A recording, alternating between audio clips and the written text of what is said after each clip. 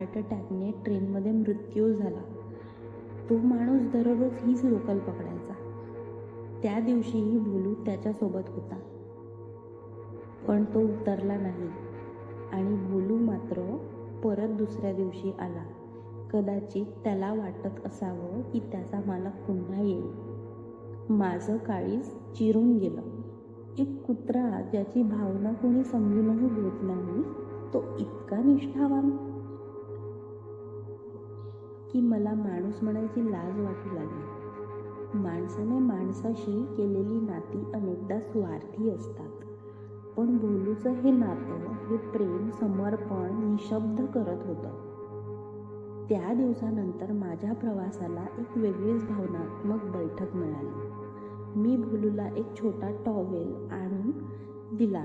तो बसावला. दररोज एक पराठा भोलूच्या नावाचा.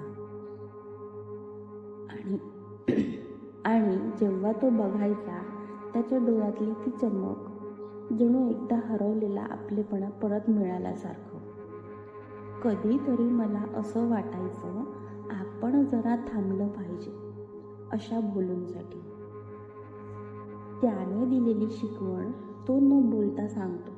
नात्यांची किंमत, आठवणींचं ओझं आणि न बोलता जगण्याची ताकद. एक दिवस भोलू आला नाही. दुसरा दिवस, तिसरा दिवस.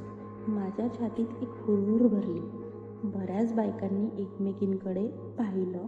तो आला का? कुणाला माहीत आहे का? आठवडाभर त्याचा काही पत्ता लागला नाही.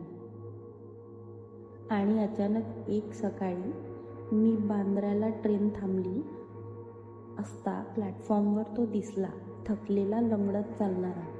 मी धावत खाली उतरले. तो मला पाहून क्षणभर थबकला आणि मग त्याच्या शेपटीने आपली ओळख पटवली. त्या दिवशी मी त्याला जवळच्या क्लिनिकमध्ये नेलं. डॉक्टर म्हणाले वृद्ध झालाय, पण फार काळजी घेतली तर अजून काही वर्ष सुखात जगेल. त्या दिवसापासून भोलू माझ्यासोबत राहतो. घरात एक छोटा गादीचा तुकडा, त्याच्या नावाने बरणीत खाऊ आणि खिडकीतून ट्रेनमध्ये पाहणारा त्याचा शांत चेहरा. आता जेव्हा मी लोकलमध्ये चढते, तो दिसत नाही, पण त्याच्या आठवणी मात्र कायम सोबत येतात. आणि कधीमधी खिडकीबाहेर नजर गेली की वाटतं, कुठेतरी कोणीतरी एक हरवलेल्या नात्याची वाट पाहत ट्रेन पकडतो आहे. कशी वाटली या गोंडस बाळाची स्टोरी सांगा.